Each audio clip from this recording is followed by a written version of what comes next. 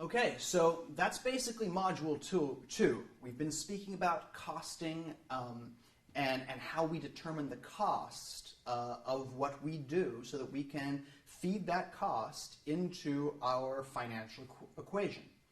Now, costing is important because costing helps us strategize prices.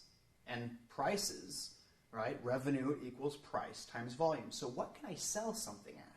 And understanding the different ways that I can cost something, that I want to know variable and fixed, and I want to know that break even. I want to know what I need to do to neither lose money nor make money. But then I also want to know what are all the costs associated with what I do? What is my full costing? So that depending on the business environment, depending on the competition, I can set my prices at different levels.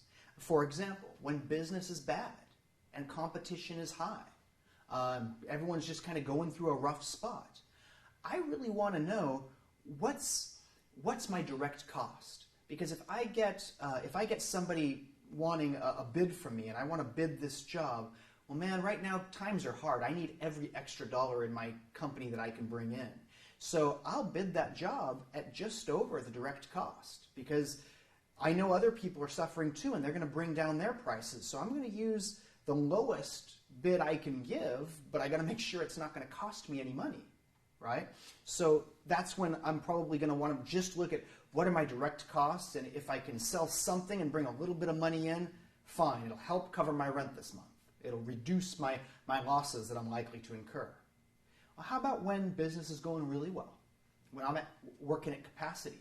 And then I get somebody asking for a quote. Well, I'll always take extra business, but if I take the job, I might have to pay some overtime because we're already at capacity. I'm already full. And there's risk associated with every job that you take on in business, right? Whether you're selling products or services, there's always a bit of risk. So when things are going well, maybe I want to really make sure that I use full costing on that and price at or above full costing for a job, because if I'm going to take on the extra work, I want the profit from that job to be worth it. So this is why we use these different costing methods. This is why it's good for us to know how we arrive at them and when we use them and how we're going to fit this in to our overall business strategy, financial strategy.